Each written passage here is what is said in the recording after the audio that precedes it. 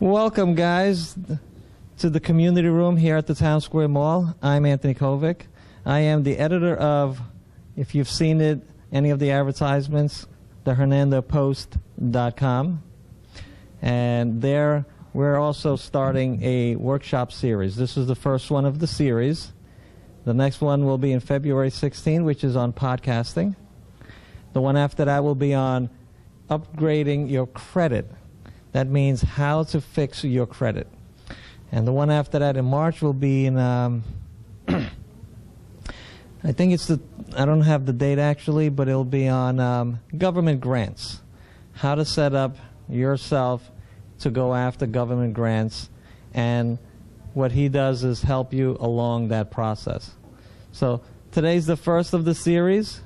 If you haven't been watching the stuff on HernandoPost.com, then you haven't seen much of anything in Hernando County. Everything in Hernando County worth knowing is archived on the Hernando Post. If you're looking for it and you can't find it, that's because you haven't been on the Hernando Post. So, without further ado, today's workshop is on Social Security. And our presenter, Ted Sobolewski, if I got that correct, right? Ted Sobolewski, who is with Accent Insurance. They handle a variety of home, health, car, you name it. They're an insurance group that handles anything insurance-wise. So his presentation today will help guide you through Social Security, pitfalls, how to set up whatever it is. I'm not going to try to explain any of that because that's why he's here. So without further ado, let me put on the audio for his mic.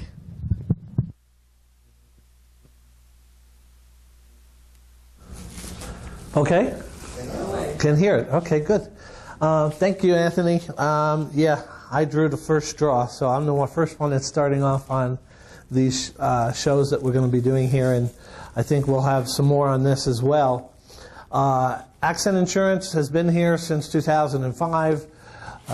You go insurance, Social Security. Why? How did the two go together?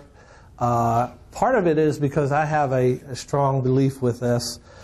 In doing this since 2004, I've run into a lot of different people, and a lot of times they're telling me what they did when they turned 62, when they turned 65, when they turned 67, and some of them are saying, I wish I would have known things a little bit better before I selected my Social Security. And so I said, you know, I'd really like to just do a class just to talk about it. I am not, by far, I know a lot. I don't know everything. One thing I will show you is this is your Social Security facts. That's the book. It's little print, too. So it's quite extensive, and I'm sure not everything's even in here. But you'd be surprised. This is a very important book. We have, I bought these the last couple of years. I have the 2018 at our office, and the 2019 just came in. And they're not cheap. Anybody guess how much this costs? $100. $100. Anybody else? $200. $240. Got the invoice right here. They don't want to give that information out either cheaply. So with the internet, you think you could find all this stuff, and you probably can, but you got to know what you're asking for the internet to give it to you. But so we're kind of been studying up on this and looking at it. But people have always been asking and saying, I wish I would have known a little bit more on some of the things. People who are coming from groups, people who work at jobs. There's a lot of decisions that people have to make when they're getting to 62, 65. And it's good to talk about those ahead of time so that you can really digest and come up with the decision that's going to work best for you and your family, because everybody's going to be different. It's kind of like Medicare. We do a lot of Medicare, and there's a lot of different plans out there, but just because this plan works really good for your neighbor doesn't mean that's the plan you should be on, because it could be totally not the right plan. So you have to look at things individually as you get on Social Security and Medicare. And What should you do when you're leaving your group insurance that you work for? You work there 30 years, 40 years. I have my life insurance. It's with them. Does it come with you? Sometimes group insurance, it ends when you leave or when you retire.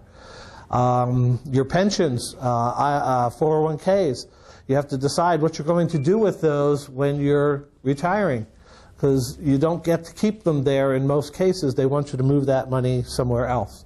So these are all decisions that people get bombarded with when they're getting close to retiring, and Social Security is a big one because it is what you're going to get paid on the rest of your life as long as you live. Are we living longer or shorter these days?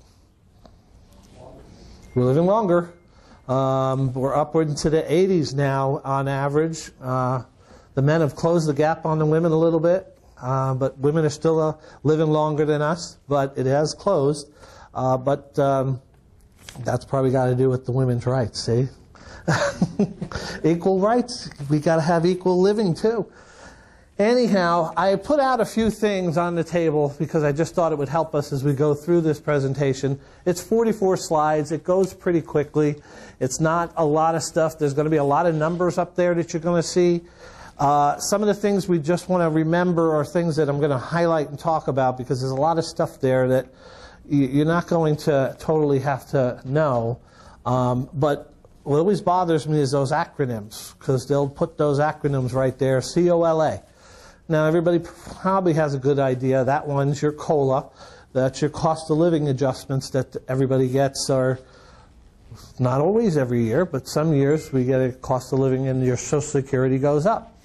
The presentation doesn't always tell you what those are, so I broke these down and wanted to make sure we have them on a sheet. So if you see those acronyms, you can look down here and you can actually see what does that mean. It'll help to bring that whole thing together.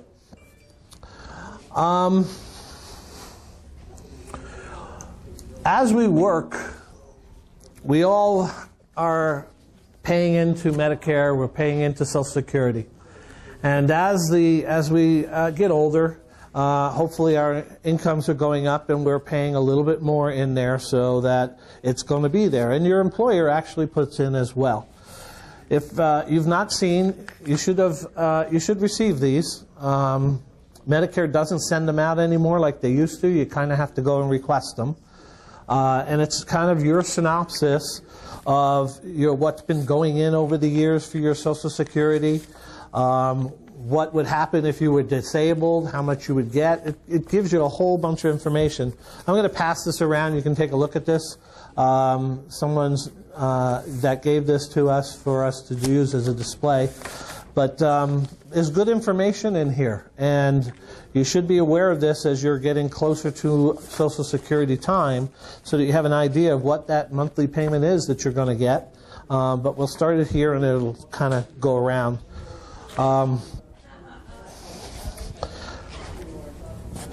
I also wanted to send this book around as well so you can just glance at it, look at it, but not study it, because we're going to go in and we're going to talk about Social Security planning.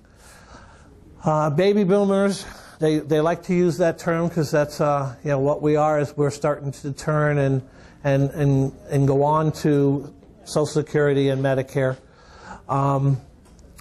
And we're going to touch on things that how you can maximize your retirement income. There are some ways that you can do that, and Social Security is an important part of it because it is part of your retirement plan. It should be. When you're talking to anyone who's putting anything together for your retirement, Social Security has to come up in the conversation. So go ahead, next one. So will Social Security be there for me? A lot of questions on this. A lot of younger people ask this when we're sitting down talking to them about life insurance and different products and health insurance. How can I expect to receive it? When should I apply for Social Security? How can I maximize my benefits? Will Social Security be enough to live on in retirement? Those are the 5 bullet points we're going to talk about a little bit more as we go through this presentation. Go ahead. Understanding the value of Social Security. A lot of people will tell me, I don't get very much Social Security. Well, how much do you get? I get $1,500. I get $1,800. I get $2,200. The thing is that's every month for every year that you're living. Once you've retired, you're going to get that. Quite honestly, that adds up to hundreds of thousands of dollars that you're going to be receiving over your lifetime. So it does add up to be a big number. It can be millions depending on what you're actually getting. But there is a value to Social Security, and some people want to discount that value, but I think it's a very, very strong value that we all have to just maximize it to our individual potentials that we want. That's all. Okay, Social Security offers income you can't outlive. They're going to pay you that amount that you get with the cost of living, your COLA increase every year, every month, every year for as long as you live. That's how that gets paid. You can't outlive it. It's going to keep coming to you until you die. So basically, if you're collecting a $2,000 benefit today and you live 10 years, you would have collected $301,000. Again, it's adjusting for cost of living increases. If you live 20 years, you're going to collect $659,000. If you live 30 years, which many people are getting into their 90s today, do we think we have more people hitting 100 today, or did we have more people hitting 100 40 years ago? Again, we already said people are living longer. More people are hitting that 100 mark and having good quality standard of living. It isn't that they're getting there and they're barely crossing that line. They're walking across that line pretty good. So 30 years, you're going to collect $1,122,000. So it's not a little bit of money. It actually adds up to be a lot. Go ahead. So again, they broke it down into a more monthly standard, so you could see that in 10 years it would be $2,585. From 2,000, 20 years, it's $3,342. 30 years, $4,320 every month. Again, what the slides are trying to just tell you is that it isn't a little money. It actually does add up to be a lot of money. Next slide. So, will Social Security be there for me? One would say that's probably the most question I hear, especially when we're talking with younger people. Is Social Security going to be there? What are we going to have? I hope it's going to be there for me. I think they're going to move it out. I'm not going to get it the years that they've already set that I would, but I think it's going to move closer to 70, maybe into the early 70s for younger people. But remember, this started in 1965. 1965, most people that would get on Social Security or Medicare, if they lived to 70, 72, that was a long time. They weren't living that long, and that's how it was kind of designed. Today, we have people living to 86, 88, well into their 90s or past 100. So it is straining the system. Does something need to be done? Yes, but we're not going to solve that politically here. We're not going to get into that politically here, but there does need to be something done to it.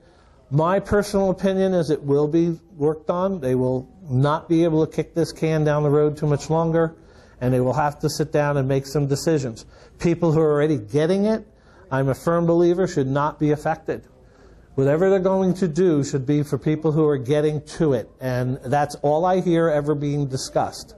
So when they try to use scare tactics, say, oh my gosh, they're going to take Social Security and going to change it. Whoever's getting it now should be able to keep what they have. It shouldn't be changing and shouldn't affect you. It should be only the people that are coming up towards it that it should be changed. That's my personal, and what I've read and what I've seen and discussed is really what they've been talking about. They've not been saying they're going to change people who are already on it. That makes no sense. Next slide. So here they're going to talk about real big numbers. Whenever you see trillions, that's a lot of dollars. Again, there's a lot of money here, and there's a lot of money in it, and it's still in a net positive situation. So it's not necessarily losing money like you hear all the the people that want to really make everybody get excited and down, it's not falling apart. It's there. The money is there, and the money's coming in. Used to be, we had 20, 25, 30 people working, paying into the system for every one person that was taking money out. Today, we have 3 to 4 people paying into the system for every one person taking it out. So you can see the dynamics of where it's changed. It has definitely changed. So there's got to be something done, and again, we're not going to solve that. Going through reading all those numbers doesn't make sense to me. It just means a lot of money there. Next slide. Here's the projections, and this is what you'll start to hear about more and more, is that if long-term care projections, without reform, benefits will fall 79% in 2034. It means they're not going to have the money coming in to keep paying the benefits that they're paying today in 1934. But it doesn't mean it means everybody's going to run out of money. It means they're not going to get any money. It means if you were getting $1,000 in 1934 or 2034, if they do absolutely nothing, which I doubt is going to happen, you'd get $790 instead of $1,000. That's what you would see that drop. That must be the next stage. But, as you can see here, 2092, it says that drop goes to 74%. So there's still a lot of money coming into this. There's not a whole lot to have to fix or push us out or change the years or change who's getting Social Security. There's a lot of people pulling off of Social Security. It's not just people who retire. People who are disabled, survivor benefits. There's a lot of other things that they could actually do to enhance Social Security so that the folks that are retired and using that as their retirement income could have a solid plan and not have to be worried with it. Again, that's got to be our politicians that decide how they're going to handle that. But you can see, it's not going to fall off the cliff and then we're not going to have any money to give people who have it. That's if they do nothing. I doubt they're going to push that. But so in 2092, which none of us are going to be around at that point, if you got $1,000, you'd still get 740 of that 1,000 if they did nothing during this time frame. So that makes me feel actually better, because I hear all the media and everybody else talking, and it seems like, oh my gosh, we hit this year, that means there's going to be no money, I'm not going to get a check. Not really true. But like I said, I do believe that they will fix this so that it will not affect the people who are already on it. It'll affect the people who are coming on it. Next slide. Again, these are suggestions that are out there to talk about how can we restore the solvency of the system. Again, they could raise the maximum earnings so that they tax people who make more money and they pay more Social Security in. And companies pay more Social Security in. They could raise the normal retirement age, which is, I believe, a way they will go. They'll probably pick some of these, a combination of these. Lower benefits for future retirees, I don't like that one. Reduced cost of living adjustments for all retirees. Again, most people are not going to like that one either. So I think the first two are more likely where they're going to focus their attentions on. But again, just so we all know, there are things that can be done and things that can make this totally solvent, so that we're not looking at that drop of 79% or 74% 2092. Next slide. Bottom line for baby boomers is that your benefits are not likely to be affected by Social Security reform. We'll see. I'm a strong advocate, again, that they shouldn't bother anybody who's already on it. The folks that are coming to it, yes. Next slide. Next question, how much can I expect to receive? That's usually the second question I get. Go ahead. It depends. Now, it's going to depend on how much you earned as you worked during your career, and you paid in, and you had your worker pay in, and at the age at which you get your benefits.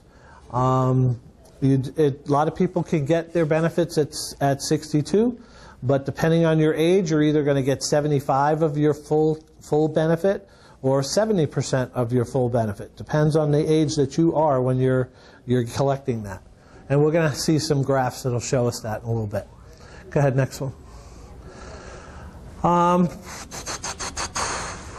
How Social Security benefits are calculated. Again, this gets a little complicated. They have a formula that they use that puts this together. It's based on your highest 35 years of earnings. They average it out. Then they've got these bend points that they use.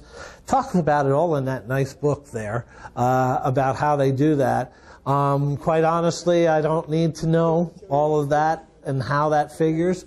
But what I do need to know is that it is going to be there for me, and I'm going to be able to count on it in my retirement. That's what I need to know. This is their calculation method. I don't want to really get into too much of this, so let's...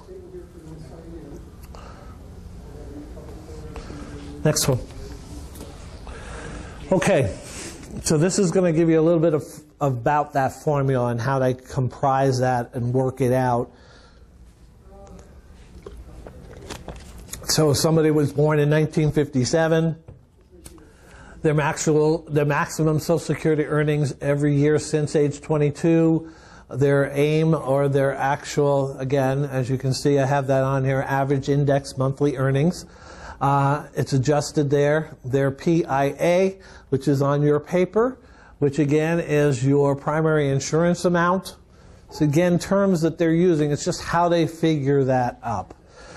Not to waste too much time on this because it's not going to help us really understand where they're going. But let's go. So this is a good question because what's my full retirement age? When can I collect my full amount on Social Security? And again, it's based on when you were born. And people that were born in 1943 to 1954, their full retirement age is 66. People that were born 1960 or later, which is me, I'm going to be 67. I totally expect that to change. They're going to move that out on me and everybody else at that time frame, not just me.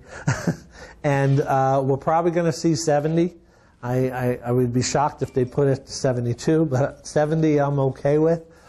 But that is how that all works. We run into people here in all those age groups because we work with the Medicare folks. So a lot of folks are still not collecting Social Security yet because they're waiting to get to their full retirement age, and they haven't hit it yet that are born in 1955, 56, 57. But they're coming. It's getting there. Another year or two, they'll have it. Go ahead. Okay, so what if you apply for early benefits? Early benefits is at 62 you can start to collect Social Security. Another confusion is some people think they can collect Medicare at 62. No. Medicare is 65. It's not changed. I don't know if they're going to change it. I would guess they will in the future, but it is 65. Social Security can be at 62.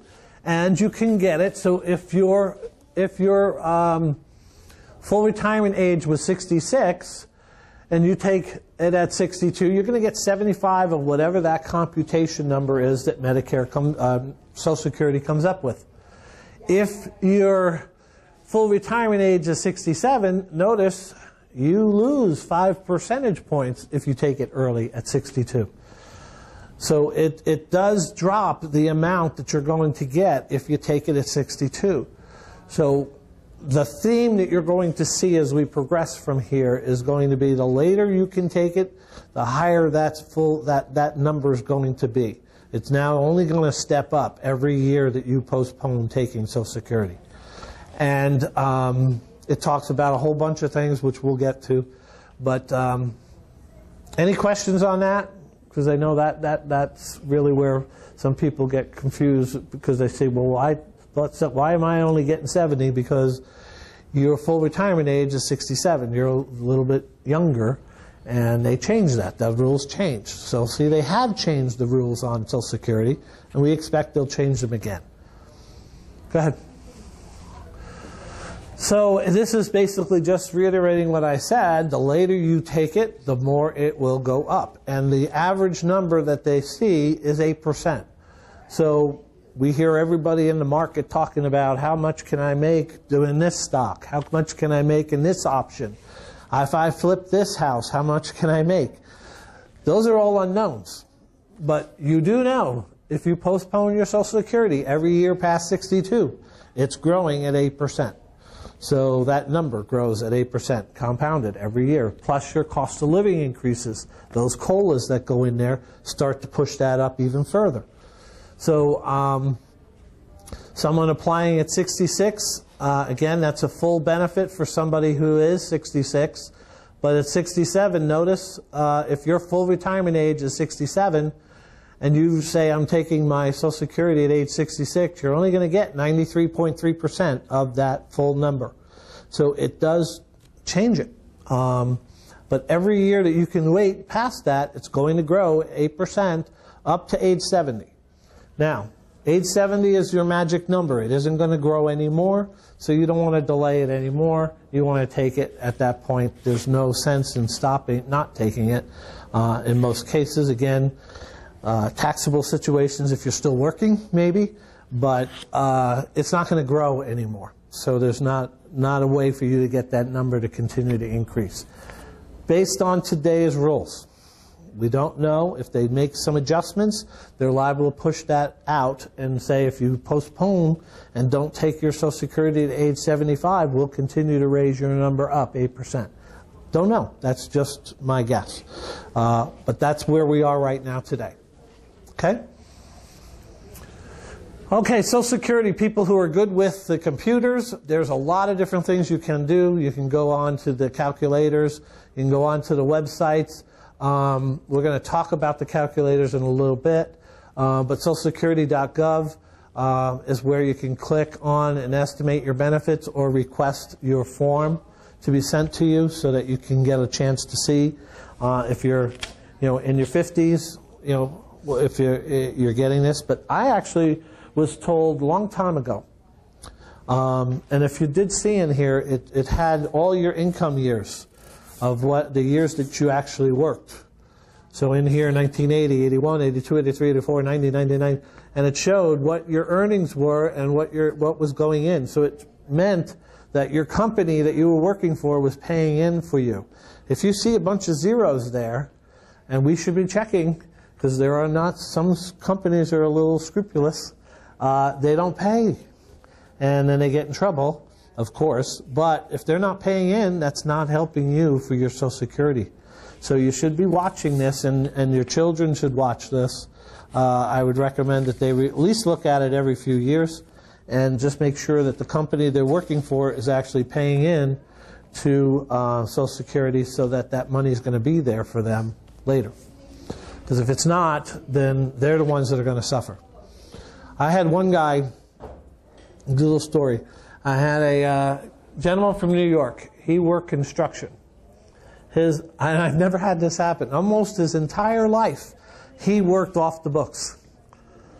He worked jobs doing all kinds of construction, but off the books. And when it came time, he lives down here in Spring Hill, and he's my Medicare client, actually. It came time for him to get to Medicare. We were talking about what the Part B was going to cost for him, and he was like, wow. He says, that's going to be my whole check. His check was $150-something is all he was getting from Social Security because he worked off the books. He didn't pay anything into Social Security. His company didn't pay anything into Social Security.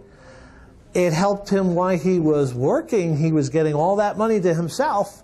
But later, now, when he needs it, when you're retiring, unless he saved a whole bunch of money, which he didn't, he spent it all, he now didn't have very much Social Security coming in at all. Barely enough to pay the Part B. We put him on a plan that gave his Part B mostly back, so he still got a little bit of a check. But if you have a son, or you have a daughter, or you have some people you know that are talking about how nice it is to get paid under the table, short term it is. Maybe you can say that it is. But for the long term, it's going to catch you. and it catches you when you go on to Social Security. So do look at those statements and have your kids start looking at them, because it is important. Go to the next page. Okay, spousal benefits.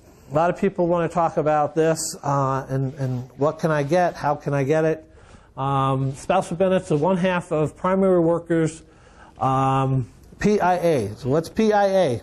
Primary insurance amount. So what's the amount that you're supposed to get?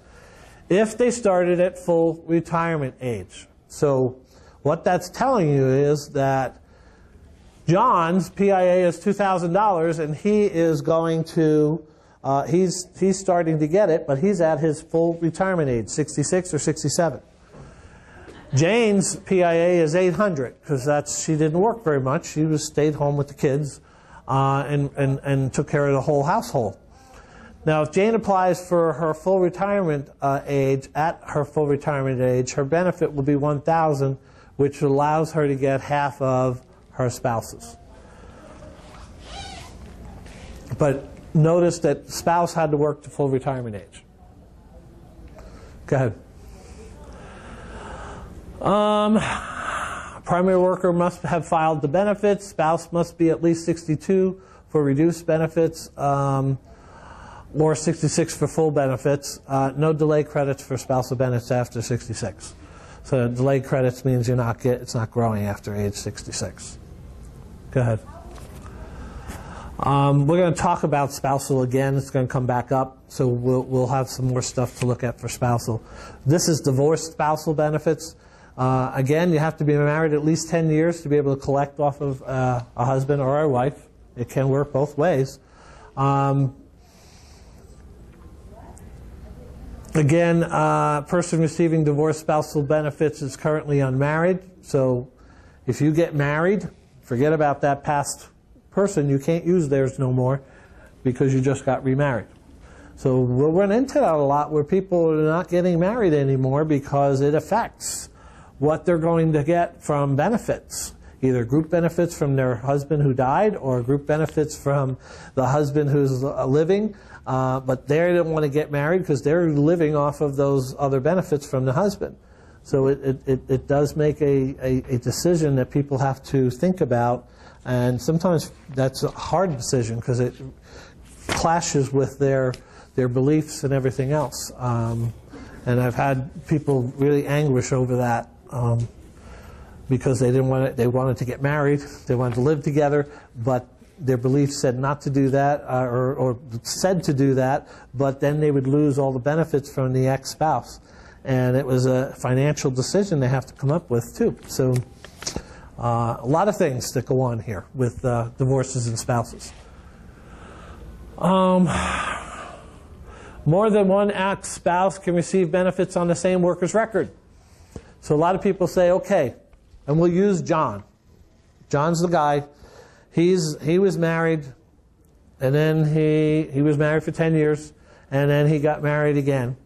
And he had another spouse, and they were married for another 10 years, and he got divorced. And he was married again, and he got married for 10 more years. Each one of those people that were divorced didn't remarry. So each one of the women could collect whatever John's Social Security would be, if, again, based on when he takes it, or if he's taken it. Actually, no, I take that back. It doesn't depend on whether he takes it if you're divorced, only if you're married. So those ex-spouses, it doesn't mean that they get a third, a third, a third. They get half, half, half. And then if John decides to take his benefit, he gets his full benefit. So you can see how this number can really be large. And John only paid into the system one person. But he could actually be paying for 4 in Social Security. That's how the rules work. So that's a real stretch of the rules. Is that the same in every state, or is it state different? No, that's going to be the rules for every state. Go ahead. Okay, survivor benefits, again, at age of which the deceased person originally claimed the benefit. This gets complicated, again, in reading it. The thing we can do we have the calculators on our computers at our office. So we can plug in the information and we can get the printouts of all these things that the system shows us. So trying to remember all of this is not something you have to do. But we can have you come in and we can go through all of that at the office and plug that information, and it will tell us all of that information. Everything that's in this book, or that book that's going around, is in that calculator, and it will print it out. So to go through this just gets to be very, it blows my mind sometimes. Understand that when you're taking Social Security, the later you take it, the more money you're going to get for the rest of your life every month, because as you delay, it's increasing, even on these particular cases. So I don't want to get too much in this because we'll lose me and everybody else. If spouse dies while both are receiving benefits, widow may switch to the higher benefit. Most folks know that one. You've got a husband and wife. Again, wife makes more, the husband is getting less. The wife dies, the husband gets to choose which of the two that are highest. That's what they're talking about. Next. Again, if they claim early, it just means you're going to get less in the long run. And that's why they're talking about, you see these 82.5%, 71.5%. It's all going back to those other charts that we already previously seen. And again, the thrust of this is that as long as the more you can delay taking Social Security, the more you're going to get, and the more your spouse is likely to get if something happens to you. Go ahead. Same thing. Okay, rules of survivor benefits. Now again, divorcees, 10 years. Survivors, you only have to be married 9 months. So there are differences here. People that get married and all of a sudden something happens, an accident, they're not going to make it be you can't collect because you guys weren't married 10 years. They're looking at 9 months here. And again, if you're disabled, you can collect earlier than age 60. Survivor benefits do start at 60, but they are reduced again. And if you are disabled, you can collect that at age 50. Okay. Next question that most people want to know about is, when should I apply for benefits? Next. This is an important question, but it will depend, again, individually, because everybody's a different situation. I worked and I saved and I have a whole ton of money. Do I need to get my Social Security? No, I got my money. I don't need my Social Security. That's not my case. But health status comes into it. I'm just getting to 62 barely, and I got a lot of things wrong with me. Should I postpone getting Social Security and wait so that it grows? The answer is probably no. You should probably get it as soon as possible because you're in bad shape and who knows how long you're actually going to collect. So again, you have to look at this individually. Do I need the income? Am I still working? Am I still have the ability to still work? Comes all into it. And the health status one is a big one because we all think we're great. But one that's not up there is, well, it is life expectancy, longevity. I'd rather longevity. You've got your mom and dad, your aunts and uncles, everybody's getting into their 80s, everybody's into their 90s. You got a long longevity in your family line. If you take Social Security at 62 and you're going to live that long, you're going to see that you'll get much less, and some of those charts showed you if you live 20 years, 30 years, how much more that number grows than what you will be getting, because you're going to be starting at a lower number. It may go up because the cost of living increases, but that cost of living increase is not going to get up to where if I waited, took it here, and then there's going to be a crisscross somewhere where you're going to be getting less money over the long haul. And those calculators show that. We have a graph, and if we can later, I'm going to show you that, but the internet here doesn't work so good, but we'll try. But we can do that individually for everybody that wants to take a look at that. Go ahead. Why delay benefits, bigger checks to start? Again, this is a graph that's going to show you. If I'm taking it at, again, they're looking at full retirement age of 67. So somebody born 1960 or later. If I'm going to take it at 62, I'm only going to get 70% of what my benefit is. And here's where their assumptions are. They're assuming that your PIA, which is your primary insurance amount, is $2,800. That's the number Medicare came up with for that computation that you should be getting every month if you get it at your full retirement age. So if I take it early, I'm only going to get 70% of that, which is going to be $1,960. 63, 75%, 64, as you can see, it goes up every year. But if I wait, I'm going to be getting it here with a 2.6 cost of living. Well, we don't always see 2.6 cost of living increases in Social Security. A few years back, we got no increases on Social Security. So this is assuming a little bit high. But over the history of time, it has probably done this.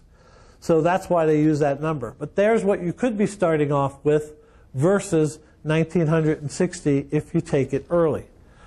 So somewhere along the line, you're going to catch up.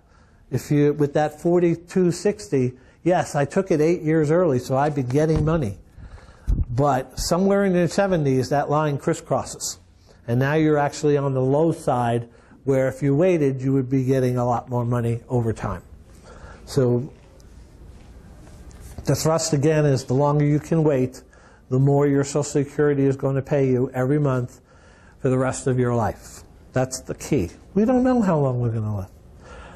You know the 19 out here is just like these roads. These roads are bad. And some people don't know how to drive very well. You could be very healthy and base everything on that. Base everything on longevity.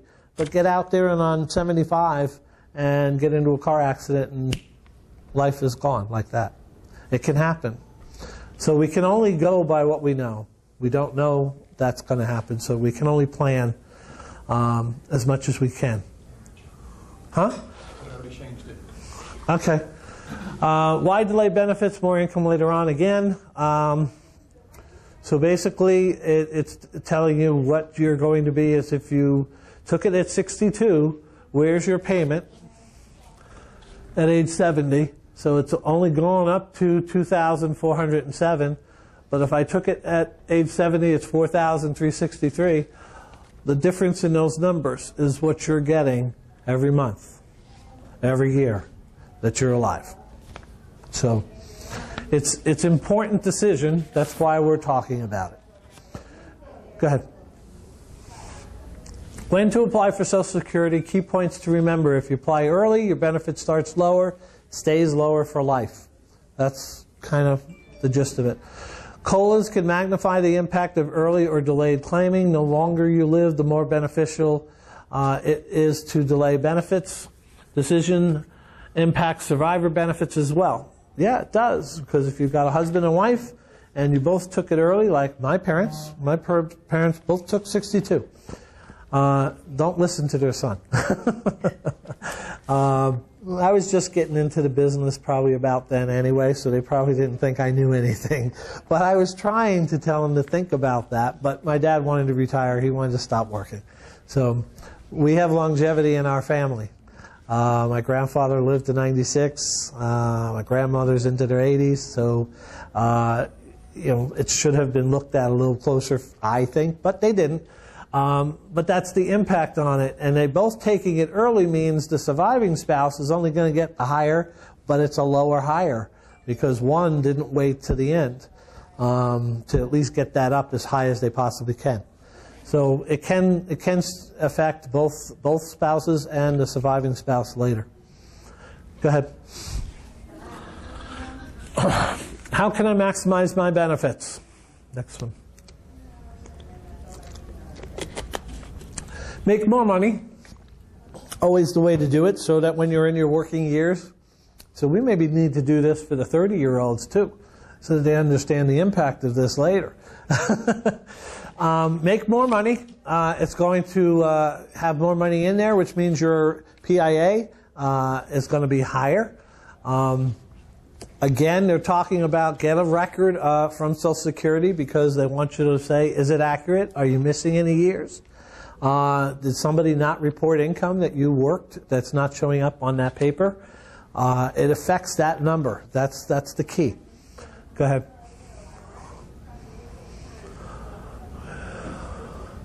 Apply for Social Security at an optimal time. Again, depending on when you need it. Do you need the money? Do you have health issues? Are you still working? If you've got to take it at 62, you take it at 62. There's nothing. It's not a wrong choice. It's a choice. You just have to understand the repercussions of the choice that you're making. But somebody takes it at 62 and dies at 70. That was a good choice. That was the choice that they should have made because they at least got some of that money that they paid into the government for so many years. They got to take some of that back. It only hurts us when we're living a whole lot longer. Your income needs, both now and the future, life expectancy, and your spouse's life expectancy. Go ahead. Okay, they talk about annual income tests. So if you're applying for Social Security before full retirement age and you work. So I am full retirement age 67. So I could take my benefits in Social Security at 62. They haven't changed that rule yet, but the rules are the same when I get there, which is only a few more years. I could take my benefits at 62, but for every dollar in benefits that will be withheld, for every $2 I earn over $17,640 in 2019. So every year that gets updated. So if I'm still working, it may not behoove me or benefit me to take my Social Security benefits because I'm only going to lose it back and they're going to take it back from me. So you have to take a look at that. Benefits will be adjusted at full retirement age. Don't let annual earnings test discourage you from working. Again, if you're able to keep working and you like what you're doing, and don't let Social Security and all that become the reason you stop. Because somebody says, well, you should just get your Social Security and quit working. People are working a whole lot longer into their lives nowadays too. So it's not necessarily the wrong decision, it's just a decision. I have a question. Yeah. Benefit will be adjusted at full retirement age. So that means if you take it at 62 and keep working, at full retirement age, they'll go back and look to see if you earned more during one of those years than what they used to calculate the benefit, then they'll adjust it. Mm-hmm. Remember, they take 35 of your income years, and that's 35 of your highest earning years, and that's what they start with to come up with your number. So if you're working at those late, and those are your higher earning years, they definitely would help you. So yeah. Go ahead. Coordinate spousal benefits. Again, that's another strategy for maximizing your benefits. All of this they talk about in those calculators. So they give you these options. They'll say, okay, both of you take your Social Security at 62. Here's what will be your track. One works till 60, their full retirement age, and one takes at 62. Here's what your track is. Here's what your numbers are.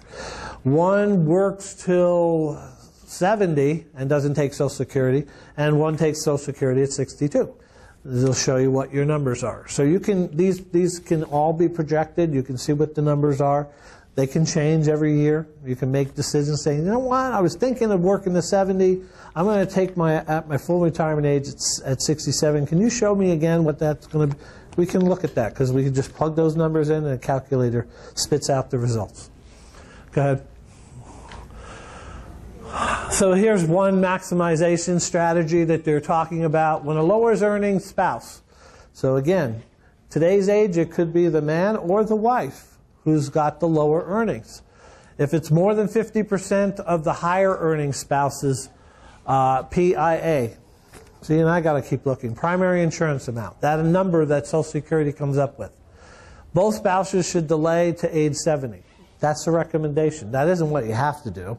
But they're saying if you want to maximize your Social Security benefits, that's what their recommendation, one of the recommendations will be from that calculation.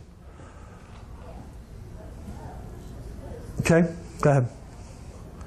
The hybrid strategy would be, again, one of the lower spouse earnings is less than 50%, but the lower earning spouse claims early. So they go ahead and say, you know what, I'm going to take mine at 62. But the higher earning spouse waits to age 70.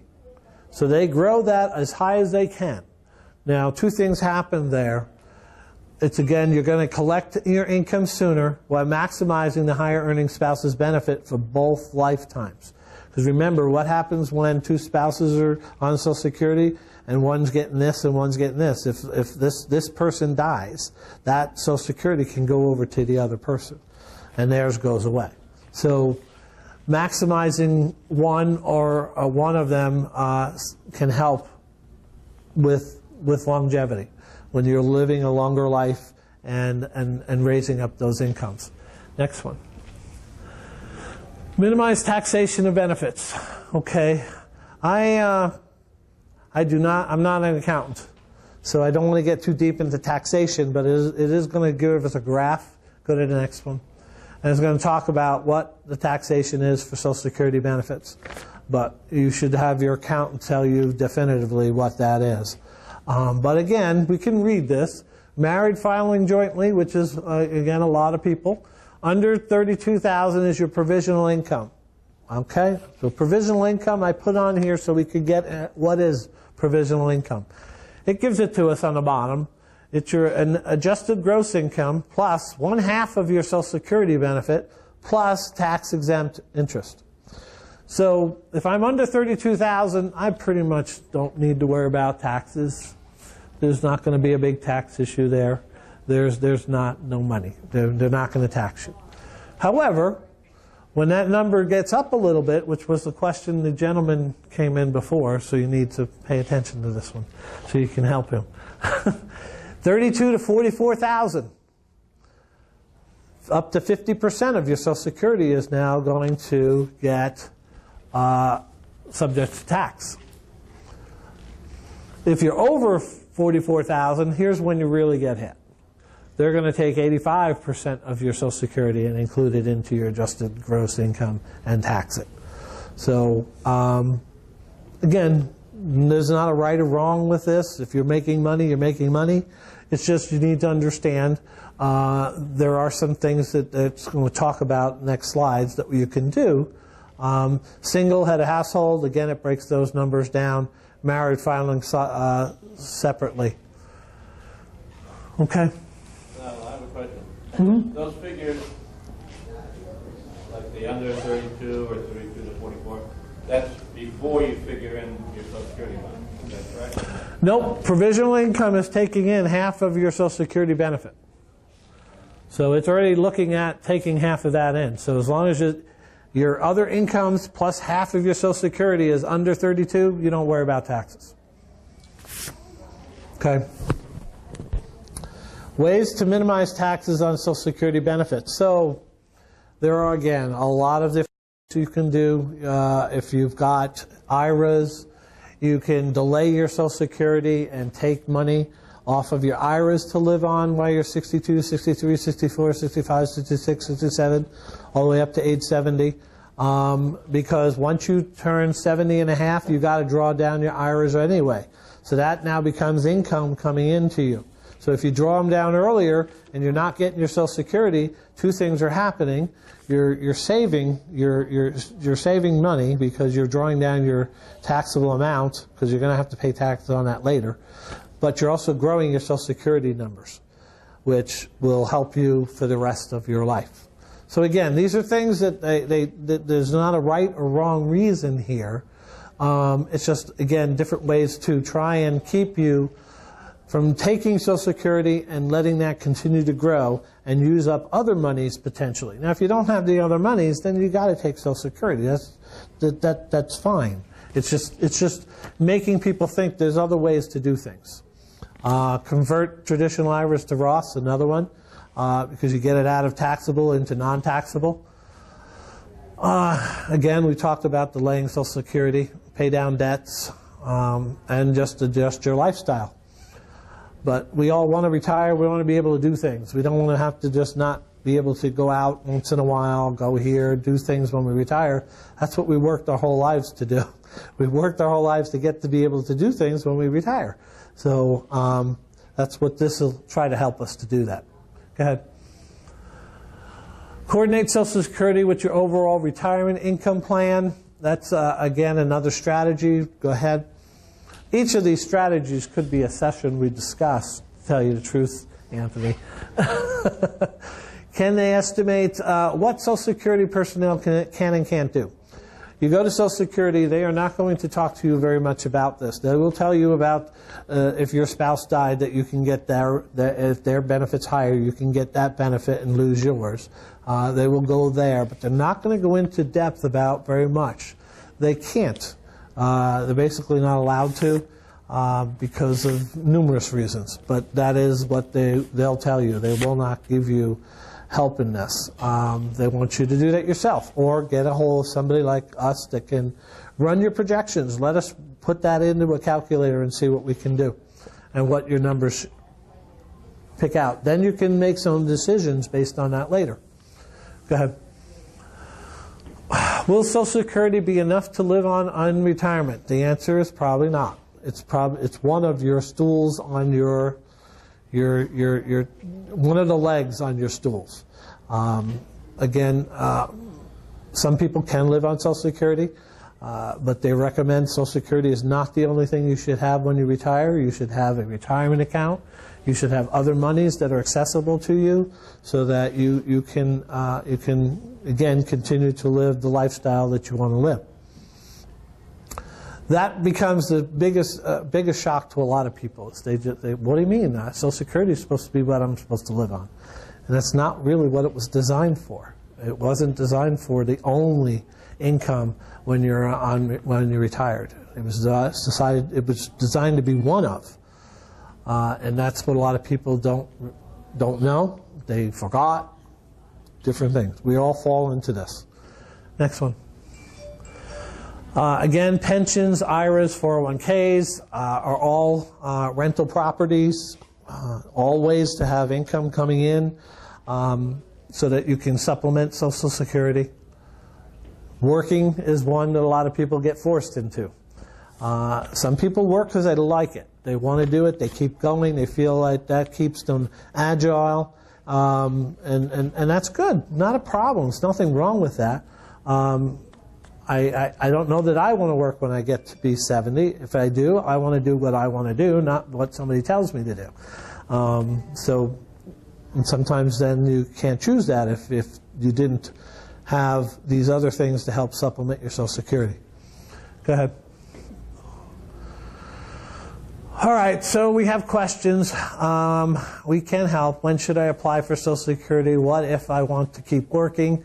These are all the things that we would ask, and we plug into our calculator, and it spits you out a 10-page report that basically shows you your line graphs, that if you take it early, when do you start to lose money because if you waited, when does that catch up? Your bar graphs that shows you the total amount, that if you get to a certain living age, this is what you will collect on this strategy, this strategy, this strategy. They give you alternative strategies that you can choose. So what do I do next? Quick. Social Security is too important for guesswork. And this is really one of the reasons I just wanted to talk about it. And it's not to try to say that whatever decision you make, not to say my parents made the wrong decision. I'm not saying that. They live very well. They're fine. They do good. They're comfortable with what they're doing. They're happy, and they're in their 80s. So and still pretty healthy.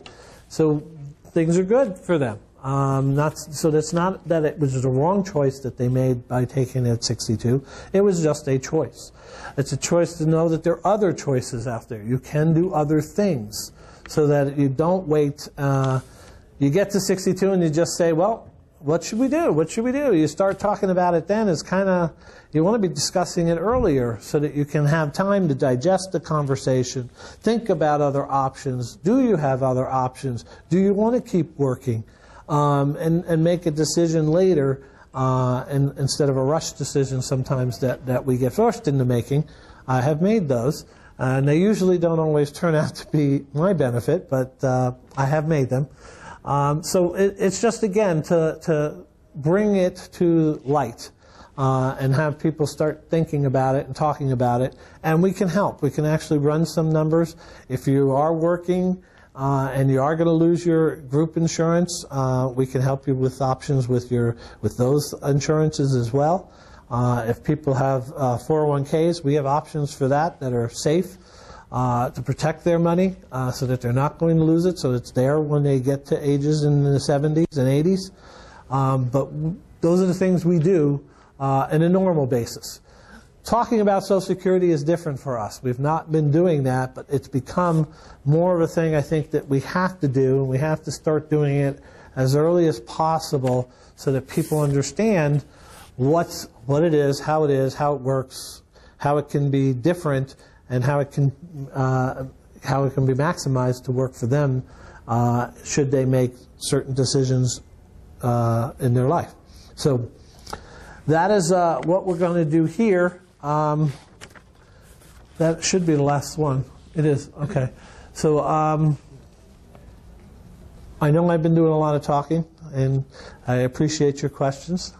It's been good. So now I'm going to open it up. If you guys do have some other questions, we can go through there. Can you see if you can get me on the internet?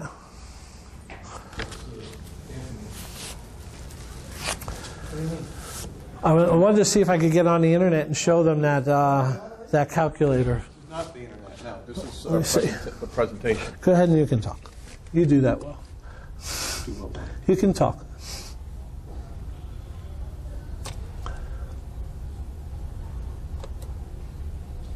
What's your browser? You want to see the book? Ted's book.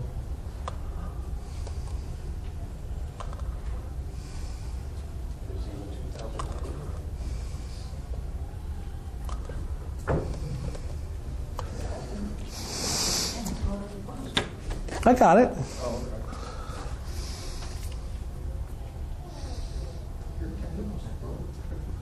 Dennis, you can hand out. We're going to hand out everything here. I have another piece that I want to hand out to all of you. And again, it's a laminated piece. It works with the group that we work with. It's horse mouth. Doesn't sound like a great name, but that's what they do as they work on different things like Social Security, retirement planning, the different nuances of each of those. And there's a lot of information that was up on these screens that's in this book. So you can take this back, share it, especially share it with your friends, your neighbors. We are going to have more of these discussions and talks.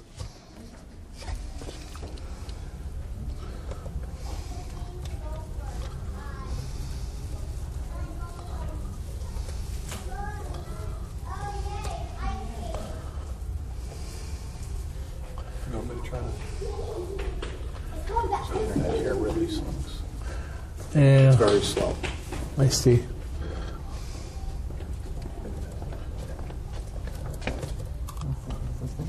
It didn't work.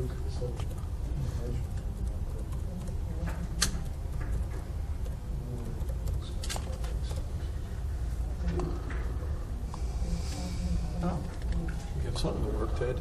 I did. I got it.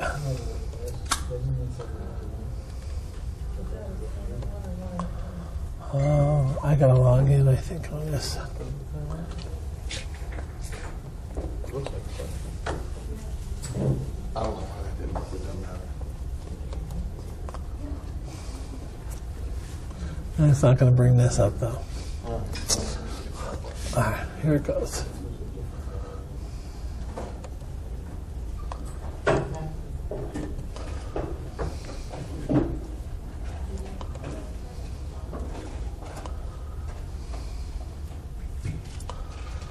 Okay, we are getting it here, just a little slow, but we are getting it up.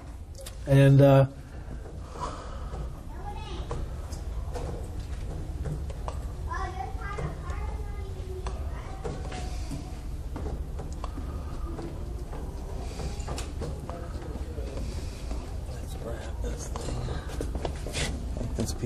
Yes. Doesn't work. It's not work. That's not working, but this is. Have you got it working? Use this. Yeah, come over here, Ted. Yeah, Ted. Okay, we got a mouse working for you. We could work off the mouse. I don't have to scrooge down. We could work off here. I didn't realize the mouse didn't work. Let me get one.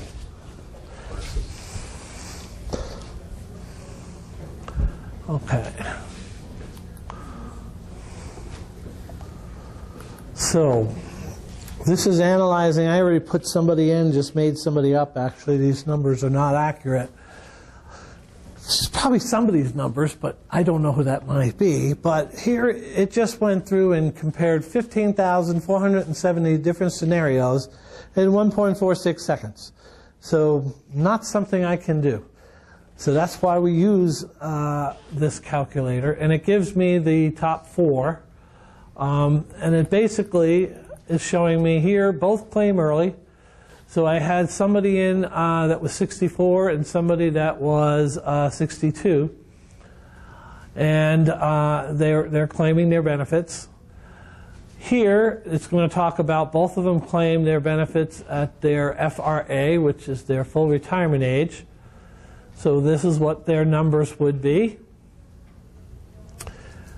Here is again, one claims early, one claims later, and the maximizing the lifetime nominal, they're both collecting at age 70.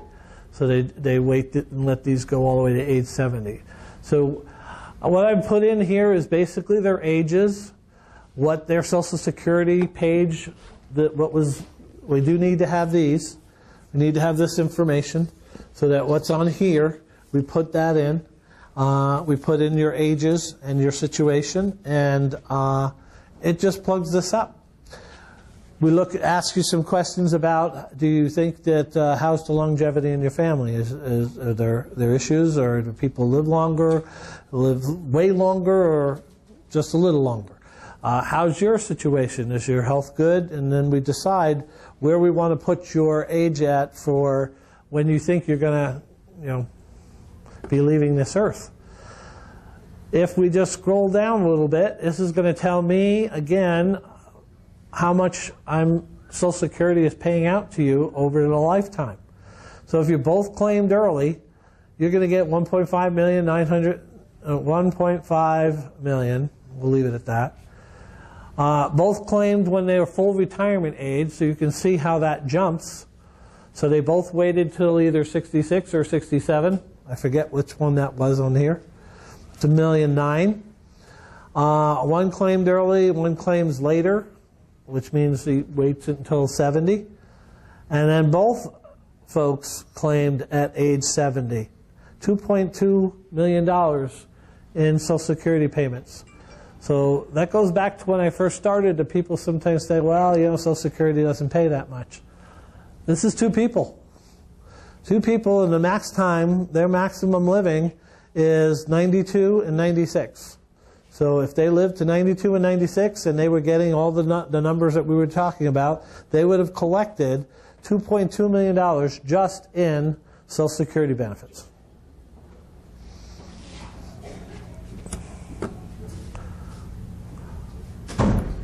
Again, it shows you, here's the chart that basically shows when you cross over and you're losing money versus gaining money, depending on your selection of when you decided to turn on your Social Security. So again, it's not a right or wrong reason, a right or wrong answer on when you take your Social Security. It's based on when you individually want to do that. But there are situations where you can see that, and I'm colorblind, but I know this is a green. Is that green? Yes. Okay. So that's when both people took it early. Is crossing over to where now these guys that took later, or different times, they let it grow, it's crossing over right in here. So which means now those other choices are going to basically putting more money in their pocket versus that decision of collecting early. But we don't know. We don't know how long we're going to live. We don't know what's going to happen. So it's not a right or wrong answer. I just got to keep stressing that because I don't want people to get upset. My parents don't get upset at me anymore. But like I said, they took it at 62 and they're doing fine. But it just shows you that that does change at a certain point. Again, first year survivor benefits, if you both took early, then that means everybody's on a lower amount. But if somebody went all the way to age 70, there's where they're going to at least be getting a higher amount every year when you started at Social Security later, when that other spouse dies. So this is, it is about 11-page, 10-page chart, or 10-page of information, and just plugging that information in is what allows us to run this for you.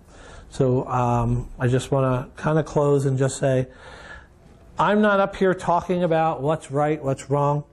I just want to have the conversation be started, because it's one that we're starting with my wife and I, and talking about it and trying to understand what do we want to do as we get closer to actually retiring. And partial retiring, still working retiring, what are we going to do? But we want to have those discussions while we're in our 50s versus having that discussion later, or not having enough time to really fully have that discussion, just making a decision. Because that's what my parents did, or that's what the neighbor did, or that's what my brother told me to do. Again, when you start getting into Social Security and Medicare, it's individually. Everybody's individual. It all depends on what you really want to do, your health, your situation, your financial situation, which makes that determination. Okay? Any questions? He didn't sign in.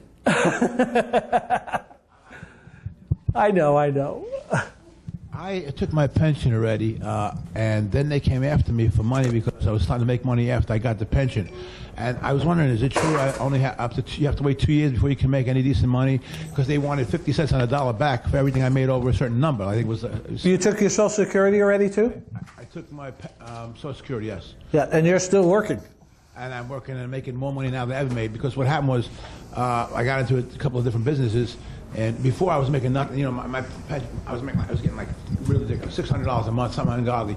But all of a sudden, like the last year, when I made money the last 2 years, they raised it to like $1,400 a month, my Social Security. They raised it. Yep. And how long is this going to go on? 1 year, 2 years, 3 years? If I keep making money. What was that dollar amount? Every dollar over 17,000? No. I'm asking Dennis actually, because we did that on a chart. There was a chart that specifically talked to what you're saying. Every dollar over 17,000, they take $2. Right. Well, they were saying 50 cents on a dollar, so I quit the job at the time. I quit the job. No lie, I was in St. Pete, and I said, no, I can't. Why should I work for nothing? You know, I'm going to come away after St. Pete and make this money. But then an accountant told me, he says, I think it's only for a year, 2 years. He said, you're 67 years old after you make all you want. So now I'm 67. I turned in December. Yeah, because you hit your full retirement age. But now my question is, they keep raising my Social Security. Is that normal? I mean, I went from $600 to $1,400 a month. $1,400 a month. Yeah, it will grow if you stop it. But when will they stop increasing me? I'm working. I'll probably make $300,000 this year, maybe close to it. When will they? You know, how does that work? They're not going to penalize you anymore because you hit your full retirement age, but you are going to pay taxes on that Social Security. I'm going to pay taxes through the IRS. You mean? Correct. You got to report. It's going to count as income. But my question is, and then they'll take Social Security, right? They'll take Social Security. Wait a minute. But my job is usually a lot of them are. I'm a general adjuster, a real estate broker. I'm a lot of different things. Contract. Right. So my question is, the money. Like they're giving me 1099s now. A lot of them are giving me 1099s. Your company, but you still file taxes. Yeah, but the 1099 doesn't take Social Security, see, because you put that into... No, I'm saying it's not giving you any Social Security, but it's going to actually... Are you still getting Social Security now, or did you stop it? Yeah. Every month they deposit. So they're going to look at your years, and they're liable to raise it. It just goes back to your question. If you're still working, does it affect it when you hit your full retirement age? They go back to your top 35 years of making money. And they determine what your Social Security number is going to be. So you may see that number go up, which you said you have. Yeah, I made very little money for like 20 years, and then all of a sudden things have started. Right. So your Social Security number is going to go up. The issue is that you're getting Social Security, you're still working. 85% of your Social Security is going to get taxed as income. So you're going to get your Social Security. They're not going to penalize you for dollars anymore because you hit your full retirement age. So I got to pay on the amount. But they're still going to tax you for your Social Security as income. They're going to send me what? Some kind of form, a 1099? And you mean the Social Security is? Yeah. And on it is going to say this is taxable or say on it? It'll 85% of it will be taxable. And it'll show the box how much I got to report for taxes, yes? Mm-hmm. And you bring it with your income to your accountant, whoever does your taxes. Okay, thank you. But you're not going to... Self-employment tax as well. I will? You'll pay a self-employment tax, which will contribute to increasing the amount you get from Social Security down the road, literally next year. So every year that you pay this tax, every year that you earn additional income, you will be increasing your Social Security benefit. I just heard this one thing about this 2 years. Is it true or not that after 2 years, I don't ever have to worry about Social Security in terms of how much money I make? Is that true or not true? Correct. You're at 67 now. You don't have to worry about how much you make, but you're still getting taxed on it. Yes. Okay. Yeah. I see. Yeah, because before they were going to give us penalties. Before you were making too much money, and they were taking $2 for every dollar you made over 17,000. So they're basically taking it all back. Yeah, because you probably should have never claimed it. You should have just left it there and let it grow and not even taken it. But even the money they took back still goes. It still goes. I know. Those were all W-2s. See? That's why I quit. Had it been a 1099, maybe you know what I'm saying? Yeah. It was W-2, and everything was coming out automatically. They saw it. It's okay, but you're all right now. Anything else? I have a question. Yeah. If you have a spouse that's older and they take their retirement, full retirement age, the second spouse is younger and they take it at the early retirement age, how does that, how does that affect the younger? Well, if you have an older spouse and they work to full retirement age and you get to be 62, Right. you can leave yours and you can take half of theirs. So it does benefit the second spouse? Especially if you have years between you. Yeah. Okay, thank you. But he waited to full retirement Yeah, full age. retirement. Yeah. I have a question for you.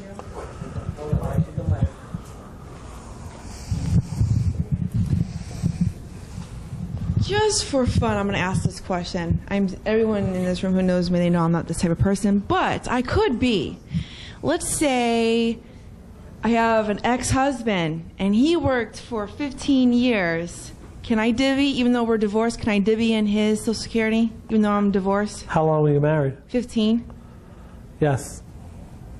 Even though he was... Did you like- get remarried? No, I have not. Okay, that would stop you from getting his. Okay, well, You had to be married 10 years, at least 10 years. And now that you're divorced, when you get to your age to take it, you can take against his, Okay. as long as you don't get remarried. As long as I don't get married. He can get remarried. Woo, no marriage for me. No, I'm just joking. And all Well, we talked about that. No, but I came in late. My bad. So anyhow, the other question I have for you, running on this same question, is even though he's like an entrepreneur, he's a real estate agent, like he's still paying into Social Security, right? Well, he should be, yeah, when he Yes. does his Okay. taxes. I just want to, I don't know. I was a housewife for 8 years, so I don't know. And honestly, I'm not that type of woman. Most likely, me actually doing that is very slim. But it's just nice to know. Mm-hmm. It's just nice to You're know. not hurting him. If you take his Social Security amount, which You're your full entitled age to it. retirement, it doesn't affect his at all. As long as you were married for 10 years. As long as you're married to 10 years. And don't get remarried. And don't get remarried. Yeah. I have a question about that. Not that I'm telling you not to get remarried. I'm just saying. Okay, I had this scenario happen when my dad passed away.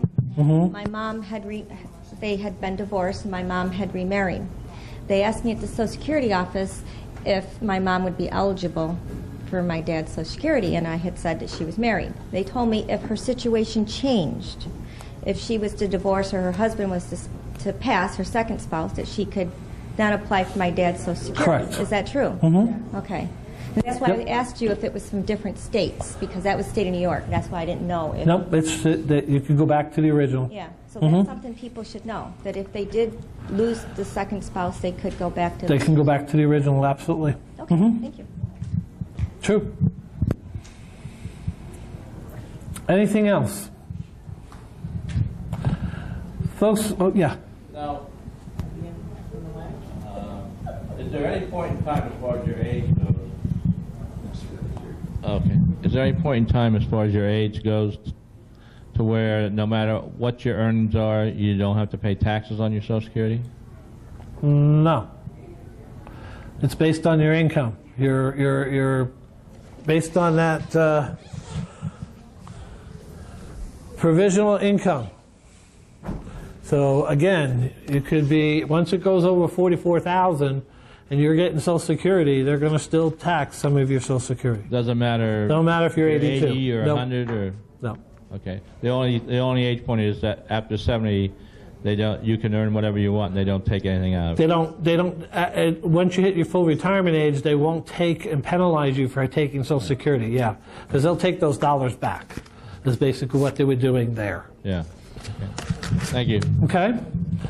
Folks, I appreciate you guys coming. I hope this was somewhat informative. I try not to get into too much detail because, one, it gets a little confusing, and I really wanted to just kind of do an overview of this. And like I said, we're going to have probably some more conversations or meetings about this, and as soon as Anthony can probably get us in his schedule. I guess he's already scheduled out to March. But we're going to talk about this more, and we definitely bring it up to, I'm going to be bringing this up to our agents in our office, because it is something that people need to know. And I really think, again, it's the younger we are, the more we know, the better we can plan. And that's really what it is. And that's what the hope of talking about this was all about. So thank you, and I appreciate you coming. All right, guys. So this is the first of the series, which is every month. If you visit HernandoPost.com, you will see a section or a logo that says tickets on it, and you can see what's coming up in the future. And so this way, these workshops can help people in our community learn stuff such as this and other things that can be valuable to the community and to you guys who need these kind of services, including myself. You know, I learned a whole bunch of stuff that I need to actually start doing and start planning and getting projects into this space to where I'm always watching my Social Security, because I haven't really been spending that kind of time on this in this space. Does anyone ever have any questions about the use of this space here? It is a community room. It is available for rent or community services, and a lot of times it's free for those who need it for those kind of purposes. So, you know, the Town Square Mall here is a great asset for not only shopping, but also this community room, and the big space over here is used for a lot of community events.